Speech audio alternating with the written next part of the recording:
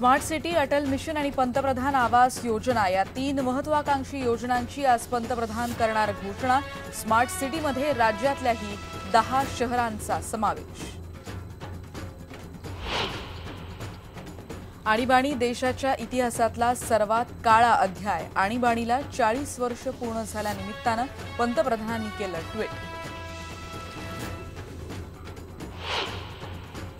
धर्मादाय आयुक्तांच्या आदेशावर अण्णांची टीका, म्हणाले भ्रष्टाचार हा शब्द सामाजिक संघटनांच्या नावातून काढणं अयोग्य।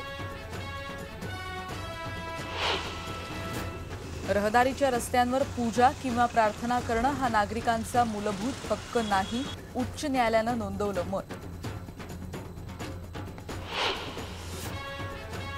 राज्यामध्ये अंगणवाडी साहित्य खरेदीत 206 कोटींचा घोटाळा। टेंडर न काढताच खरेदी केल्यानं पंकजा मुंडे गोत्यात।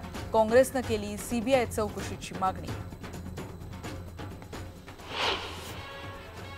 हा 206 कोटी रुपये जो आकडा सांगतायत ते खरेदी आहे आणि प्रत्येक खरेदी हा घोटाळा आहे असं जर म्हणायचं असेल तर मला कळत नाही याच्यावर काय उत्तर द्यावं। त्याच्यात एकही रुपयाचा घोटाळा नाही। ह्या खरेद्या सगळ्या नियमांनी झालेल्या आहेत।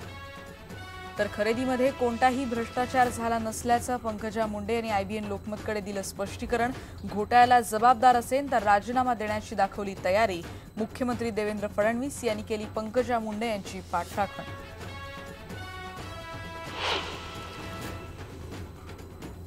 काश्मीरमध्ये झेलम नदीनं ओलांडली धोक्याची पातळी। खोऱ्यामध्ये पूरसदृश्य परिस्थिती। तर गुजरातमध्ये मुसळधार पावसानं घेतले 30 बळी।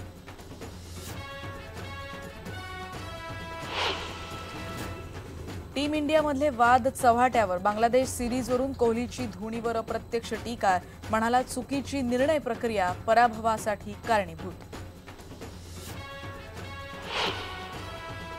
आणि भारतीय वंशाचे लुइझियानाचे गव्हर्नर बॉबी जिंदाल यांनी भरला अमेरिकेच्या अध्यक्षपदासाठीच्या निवडणुकीचा अर्ज।